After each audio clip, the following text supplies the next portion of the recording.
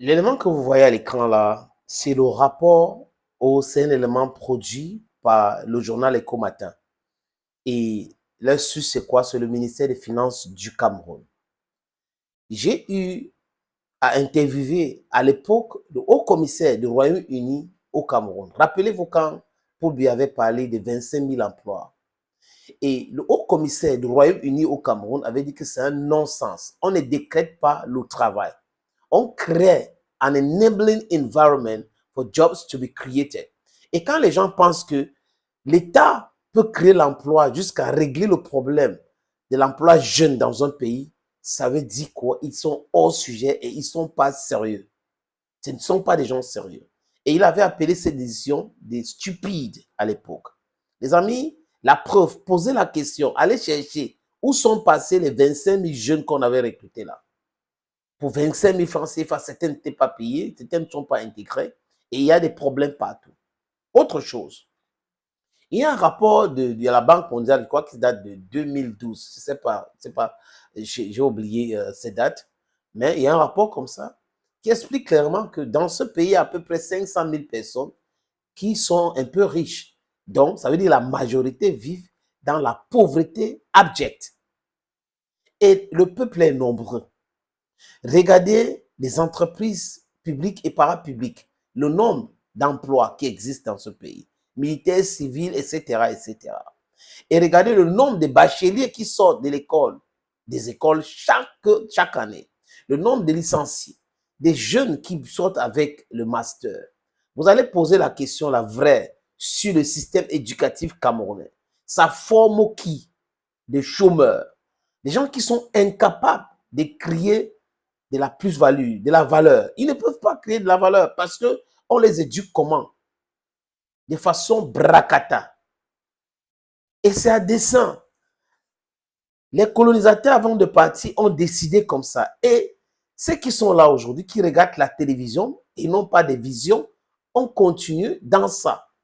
Conséquence, le chômage. Et après, c'est toujours les mêmes gens qui signent des partenariats économiques presque gratuits avec des gens qui vont venir faire du dumping chez nous. Donc, du coup, ça tue les tissus économiques africains, camerounais, et on ne peut plus créer des emplois parce que si vous ne pouvez pas transformer, même si ne reste que la matière première que vous avez, ça veut dire quoi? La consommation, consommation. Donc, on importe tout. Même l'agriculture n'est pas mécanisée. Il y a des tracteurs que l'Inde avait envoyés ici. Les gens ont abandonné ça dans les forêts. Pourquoi, les amis? La raison était simple. Ça leur donne beaucoup d'argent quand on importe le riz et autres. Si on produit localement, ils n'auront pas cette même argent. Donc, du coup, voilà des gens qui prétendent qu'il faut aimer un pays alors qu'ils détestent foncièrement le pays. Parce que quand vous pensez uniquement à vous, en tant que politicien, sans problème. En tant que fonctionnaire, quand vous pensez uniquement à vous, vous ne pensez pas au peuple. C'est vous êtes criminel à la limite. Donc, toi qui me regardes, toi qui m'écoutes là, la politique, ce n'est pas pour des cancres. Intéressez-vous à la politique. Intéressez-vous à la politique. Si vous êtes, c'est-à-dire qu'il y a plein de gens qui sont intelligents, mais qui ne veulent pas, qui ne peuvent, parce qu'on leur dit non, la politique aux politiciens, l'école aux écoliers, universités, universitaires, c'est faux et archi faux. Ils ont appris la politique dans quelle école? C'est la parole. Ceux qui distillent ce genre de paroles, c'est les gens qui ne sont pas là pour vous. Ils sont là uniquement pour leur ventre et leur famille. Les amis, je ne sais pas si vous regardez bien, mais je vais vous proposer la lecture des postes pour postes, hein, les différents, le nombre de personnes réparties, les effectifs dans la fonction publique. C'est pour dire quoi? La fonction publique ne peut pas régler le problème de chômage dans un pays. Jamais. Donc, quand les gens prétendent être là, on va embaucher, on va recruter, ça ne réglera jamais le problème du chômage dans un pays. Dire ça ne veut pas dire qu'on déteste quelqu'un. Dire ça, c'est simplement dire qu'ils sont en train de mentir.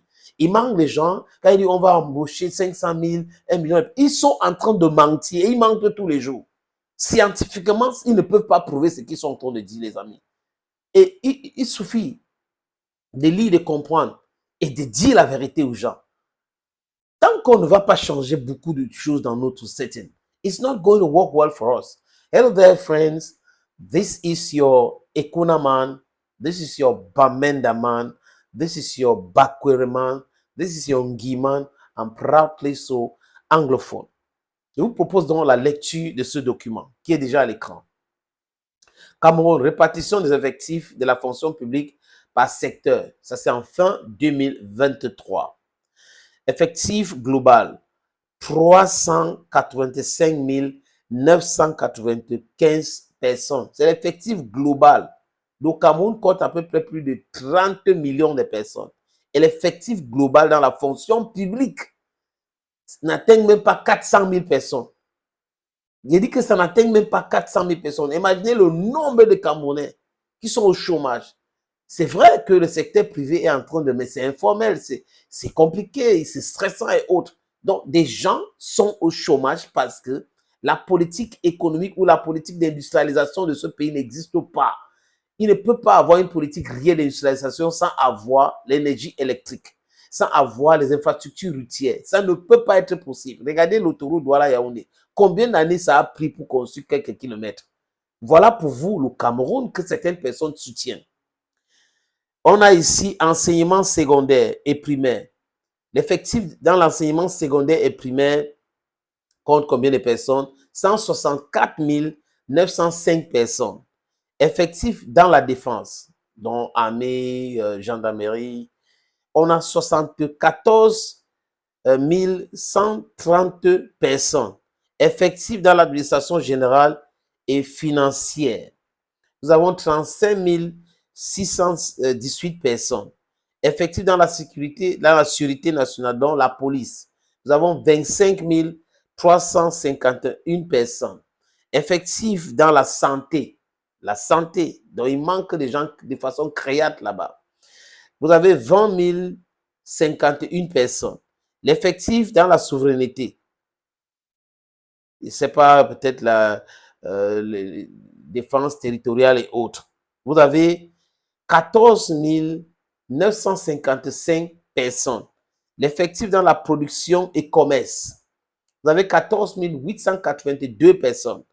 Effectif dans on parle de reste d'enseignement, formation et recherche, donc université, recherche scientifique, etc., etc. 12 911 personnes. L'effectif dans l'infrastructure, vous avez 11 522 personnes.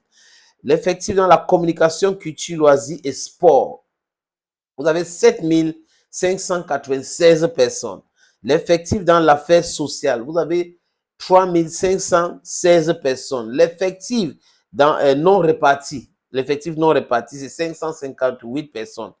C'est le ministère des Finances qui a publié ces rapports-là, les amis. Voilà pour vous les détails sur tout ce qui se passe dans ce pays. Donc, la fonction publique ne peut jamais régler le problème de l'emploi. Le gouvernement peut régler ça en incitant l'investissement, en industrialisant les différents secteurs pour créer de la plus-value en transformant, par exemple, nos matières premières. This is your Giman, this is your Economan, this is your Bakoreman, this is your Anglophone brother, and proudly so. From me to you, it's bye-bye for now.